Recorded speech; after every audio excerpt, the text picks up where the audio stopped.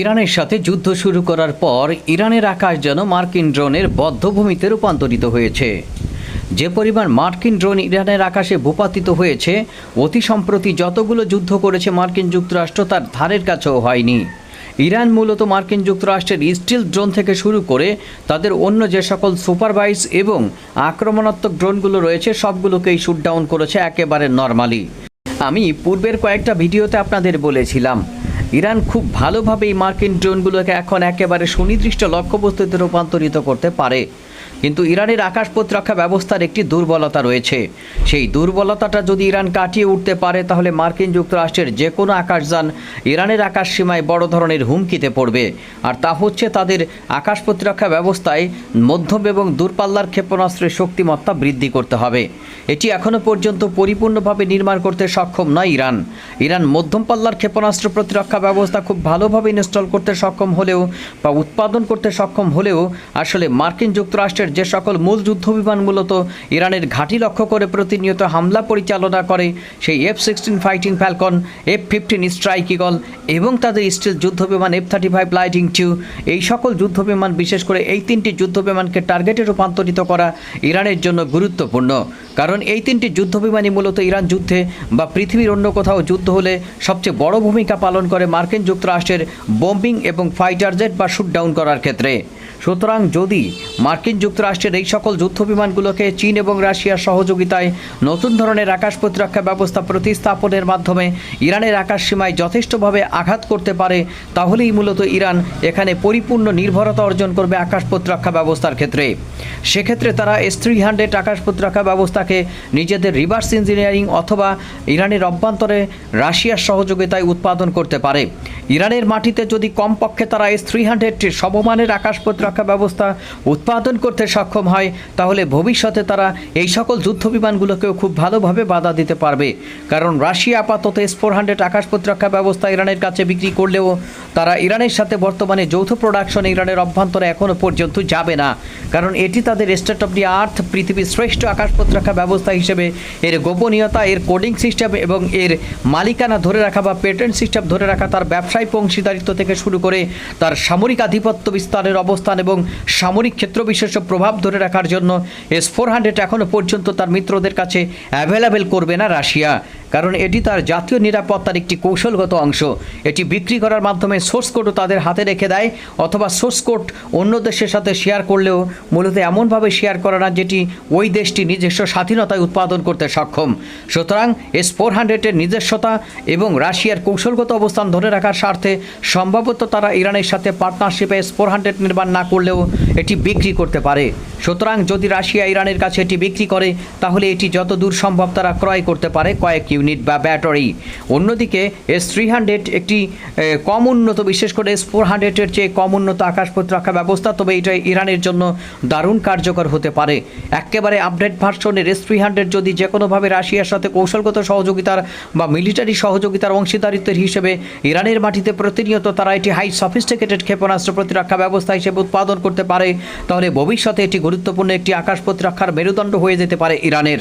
সুতরাং ইরান এই S-300 মানের অথবা তাদের যে বাবর 373 আকাশ প্রতিরক্ষা ব্যবস্থা রয়েছে সেটির ক্ষেত্রে যদি তারা রাশিয়ার র্যাডার সিস্টেম এবং সিগন্যালিং সহযোগিতা নেয়, সেটিও ডেডলিয়েস্ট হয়ে উঠতে পারে মার্কিন যুক্তরাষ্ট্রের এই সকল আকাশযানের ক্ষেত্রে, বিশেষ করে F-35 lighting II, F-16 fighting Falcon এবং F-15 স্ট্রাইক ঈগলের মতো যুদ্ধ বিমানের জন্য।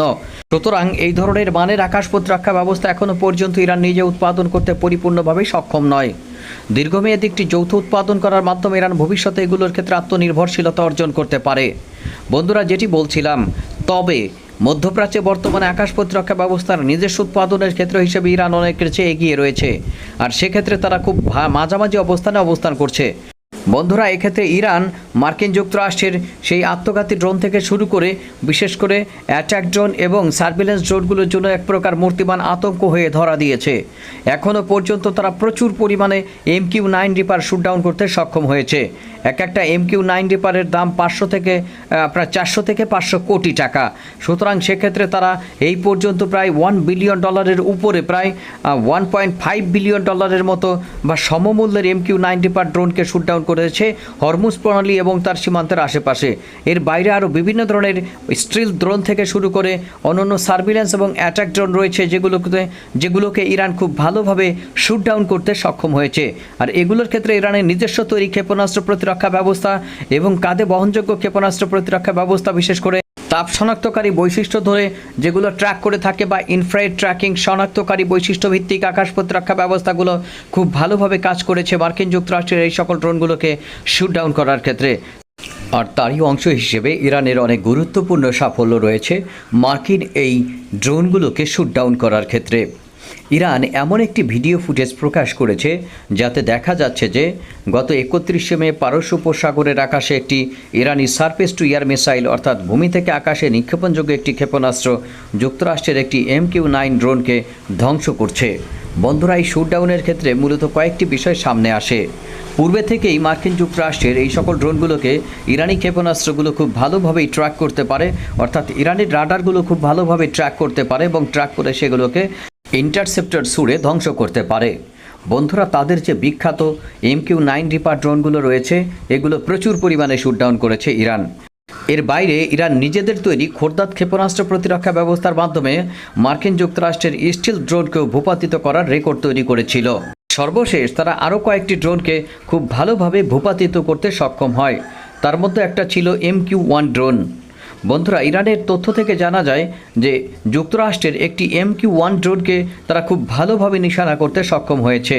তেহরান দাবি করে এটি একটি এমন নজরদারি অভিযানের প্রক্রিয়ার অংশ ছিল যেটি মূলত ইরানের আকাশসীমায় প্রবেশ করেছিল এবং সেটি তারা নিজেদের তৈরি আকাশ প্রতিরক্ষা ব্যবস্থার মাধ্যমে ধ্বংস করে দেয়। পাল্টা হামলা চালানোর আগে মার্কিন সেন্ট্রাল কমান্ড একটি ড্রোন হারানোর কথা স্বীকার করলেও দাবি করে যে সেটি আন্তর্জাতিক জলসীমার উপর দিয়ে পরিচালিত হচ্ছিল। ঘটনাটি ঠিক কোন স্থানে ঘটেছে তা নিয়ে এ বিষয়ে বিতর্ক থাকলেও এই ক্ষতিটি ইরানের কাছাকাছি এলাকায় মার্কিন চালকবিহীন ড্রোনের ঝুঁকির বিষয়টি স্পষ্ট করে তোলে এবং সময়ের ব্যবধানে মার্কিন চালকবিহীন এই ড্রোনগুলো যে ইরানের জন্য ডাল ভাত হয়ে যায়, এ ব্যাপারটি বোঝার জন্য কষ্টকর কোনো সামরিক বিশেষজ্ঞ হওয়ার কোনো প্রয়োজন নেই। আপনি নর্মালি এই বিষয়গুলোকে খুব ভালোভাবে বুঝতে পারেন। এখনও পর্যন্ত প্রায় 45টির কাছাকাছি বিভিন্ন ধরনের মার্কিন আকাশযান ইরানি ক্ষেপণাস্ত্র দ্বারা ভূপাতিত হয়েছে। ক্ষেপণাস্ত্র অর্থাৎ মার্কিন যুক্তরাষ্ট্রের অন্য যে সকল JCDM ক্ষেপণাস্ত্রের পাশাপাশি টমাহক ক্রুজ মিসাইলগুলো বাদই দিলাম। মূলত যুদ্ধবিমান ভিত্তিক এবং ড্রোন ভিত্তিক আকাশযানের সংখ্যা প্রায় 43 থেকে 44টি। অর্থাৎ এই ধরনের আকাশযান ধ্বংস করার পাশাপাশি তারা প্রায় 3টি F-15 স্ট্রাইক ইগল, কয়েকটি F-16 ফাইটিং ফ্যালকন, একটি F-35 লাইটিং টিউ এবং 4 থেকে 5টি KC-135 রিফুয়েলিং ট্যাঙ্কারকেও লণ্ডভণ্ড করে দিয়েছে তারা। বন্ধুরা, কিছু ভূমি থেকে ভূমিতে আঘাতযোগ্য মাল্টিপল ক্ষেপণাস্ত্রের মাধ্যমে, কিছু ভূমি থেকে আকাশে নিক্ষেপণযোগ্য ক্ষেপণাস্ত্রের মাধ্যমে, এগুলোর মাধ্যমে সমন্বিত ব্যবহারের ক্ষেত্রে মার্কিন যুক্তরাষ্ট্রকে নাকানি চুবানি খাইয়ে মূলত এই ধরনের সাফল্য অর্জন করেছে তারা। আর এক্ষেত্রে মধ্যম এবং দূরপাল্লার আকাশ প্রতিরক্ষা ব্যবস্থার ক্ষেত্রে তাদের যে গ্যাপ রয়েছে সেটি যদি কোনোভাবে তারা পূরণ করতে পারে, তাহলে মধ্যপ্রাচ্যের আকাশ সীমা মার্কিন যুক্তরাষ্ট্র এবং ইসরায়েলি যুদ্ধ বিমানগুলোর জন্য এক প্রকার মরণ ফাঁদে পরিণত হবে, এ বিষয়ে কোনো সন্দেহ নেই। আপনাদের কি মনে হয়? অবশ্যই আপনারা আপনাদের গুরুত্বপূর্ণ কমেন্টসগুলো জানাতে পারেন। আজকের মতো এখানেই শেষ করছি। ধন্যবাদ।